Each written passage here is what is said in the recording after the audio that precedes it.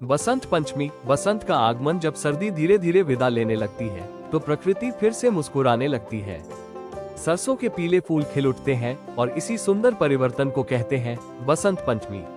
ये पर्व बसंत, ज्ञान और नए आरंभ का स्वागत करता है। ज्ञान से पहले की दुनिया एक समय ऐसा था जब संसार में न संगीत था, न कला, न विद्या। लोग जीवन जीते थे लेकिन आनंद नहीं था। ये देखकर सृष्टि के रचयिता भगवान ब्रह्मा ने मानवता को ज्ञान देने का निश्चय किया। माँ सरस्वती का प्राकट्य भगवान ब्रह्मा से प्रकट हुई माँ सरस्वती, जो श्वेत कमल पर विराजमान थी। जैसे ही उन्होंने वीणा बजाई, संसार में स्वर, वाणी और ज्ञान का संचार हुआ। माघ मास की पंचमी तिथि को हुआ ये दिव्य प्राकट्य आज बसंत पंचमी के नाम से जाना जाता है। पीले रंग का महत्व। बसंत पंचमी का प्रमुख रंग है पीला। यह ऊर्जा, आशा, बुद्धि और सृजन का प्रतीक है।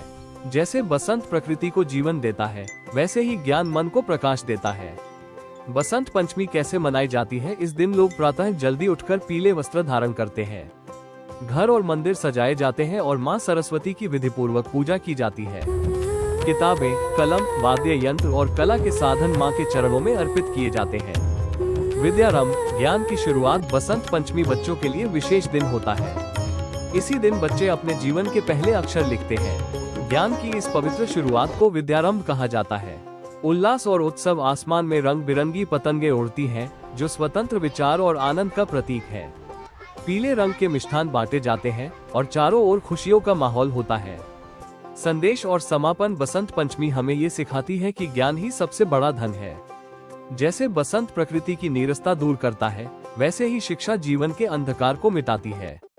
माँ सरस्वती सभी को बुद्धि, विवेक और सृजनशीलता का आशीर्वाद दे।